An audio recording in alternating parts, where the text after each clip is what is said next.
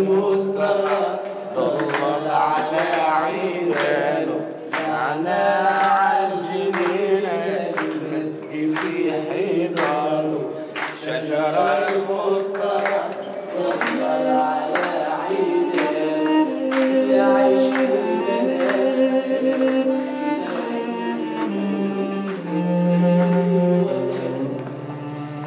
ايه الاخبار؟ اتخيطت ولا ايه؟ يا حبيبي خدت 3 غرز. طب الحمد لله، دي حاجه بسيطه. انا برضو واخد 3 غرز بس في كل دراع ورجل. ميرسي قوي يا دكتور، انا بجد مش عارفه اقول لك ايه. والله كان افضل من ميرسي قوي انك كنت تاخدي بالك من الولد اكتر من كده. الاطفال في السن ده ممكن يحصل لهم مضاعفات خطيره. ايوه يا دكتور، بس انا ما كانش قصدي اكيد انت يعني. ايه يا دكتور؟ حيلك في ايه؟ هو انت اتولدت كبير ولا ايه؟ ما كنا عيال صغيرين وبنلعب وبنتشاق وبنتعور وكل حاجه عادي يعني. انت ابوه؟ ابوه. واضح ان ما عندكوش احساس باولادكم خالص. يا عم لا احساس ولا ما احساسي، قلنا لك متشكرين، قول الشكر لله واتكل على الله، اكتر من كده هخلي منظرك وحش في مكان اكل عيش. خلاص يا يوسف، في ايه؟ خلاص. ايه العالم دي؟ على فكره انت ما ينفعش تشرب سجاير هنا. عارف، واحنا في المستشفى. بس انا عايز حد يكلمني. حضرتك نص ساعة يستريح فيها شوية وبعدين تفضلوا تاخدوا. ميرسي قوي، شكرا. حضرتك خليكي في حالك واتكلي على الله. ايوه، في ناس كده لما تعامليهم باحترام يفتكروك خايفه منهم ولا ضعيفه، لازم تديهم فوق نفوخهم.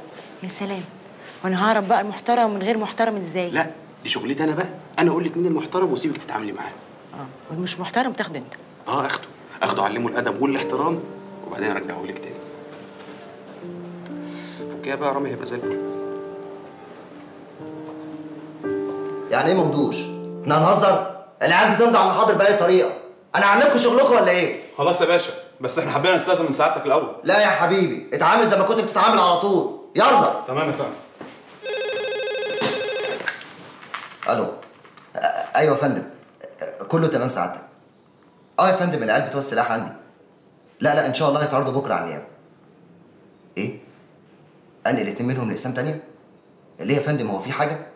لا ما اقصدش. حاضر يا فندم، اوامر معاليك. 2 منهم اتنقلوا. هو في ايه؟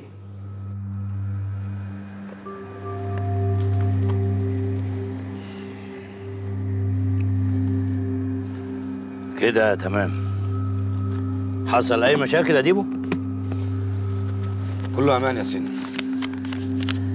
امسك، ده حقكم.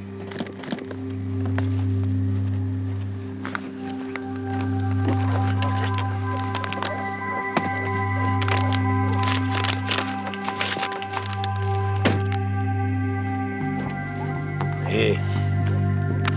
ما تعدهم احسن. عد يا راجل، هي دي فلوس. الحته اللي جبناها لك دهب اصلي على ابوه، تساوي 3 مليون ويمكن اكتر كمان. صح؟ بقول لك يا سن، انا مش موصلاتي غشيم، انا فاهم. جميل. وبعد ما فهمت؟ ولا حاجه، هيحصل ايه يعني؟ ما انا لو خدت تمثالي وتويته هو هيتويني وراه. انا بس حبيت الفت نظرك، يا ريت المره الجايه الظرف يتقل شويه. شوف يا ديبو، لغايه دلوقتي ده سعركم على الاقل عند الجنرال. في كلمه هقولها لك وحطها حلقه في ودنك، انت ممكن تعمل الشغل ده واكتر منه من غير ظروف اصلا. صح يا سيدي، صح. سلام.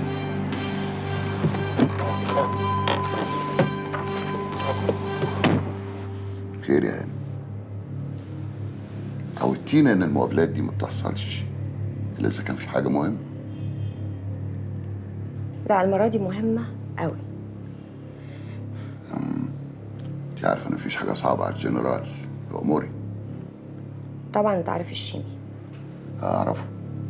الشيمي بقى قلق. ازاي يعني؟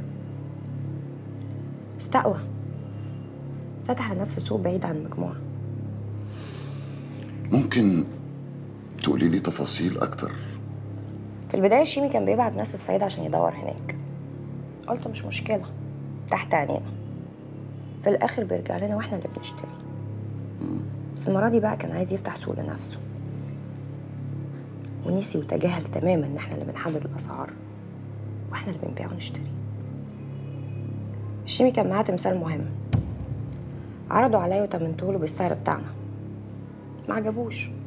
قلت مش مشكله، العادي يعني، هياخد له يوم واتنين وهيرجع لنا وبرضه هنشتري.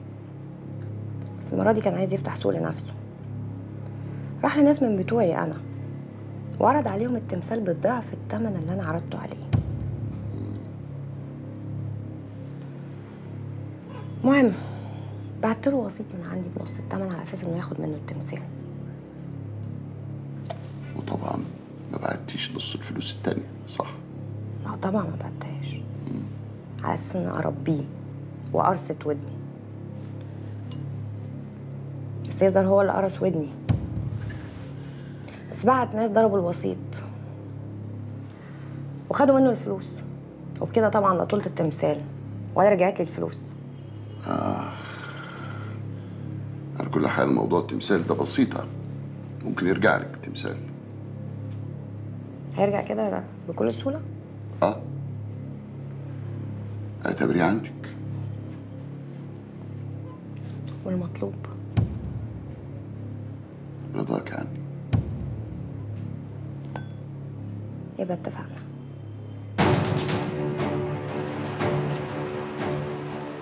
عشان تعمل فوضى في أي مكان في العالم لازم لك خطوة أولى، وهي إن السلاح يوصل لإيد المواطن العادي.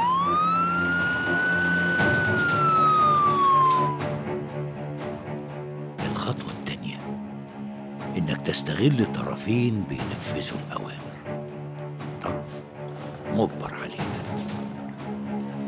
وطرف تاني متصور إنه بينفذ قانونه الشخصي. وقتها هتحصل المواجهة ما بينهم اللي لازم تكون في أكتر من مكان عشان نضمن فوضى أكبر. وبعدين نقعد في مكاتبنا ونسمع وكالاتنا وهي بتذيع الأخبار.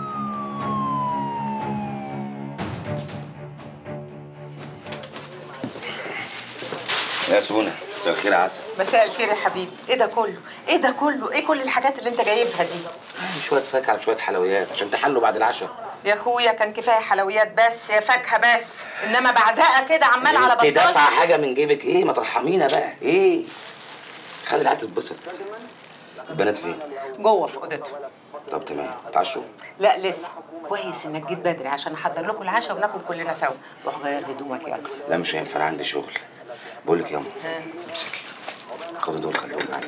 جرى ايه يا حبيبي؟ ما انت لسه مديني الاسبوع اللي فات. هنعمل ايه؟ ما هو عشانك وعشان البنات. ربنا ما يحرمني من دخلتك عليا. طيب انا هخش اطمن عليك. يلا وانا اكون حضرت العشاء. يلا.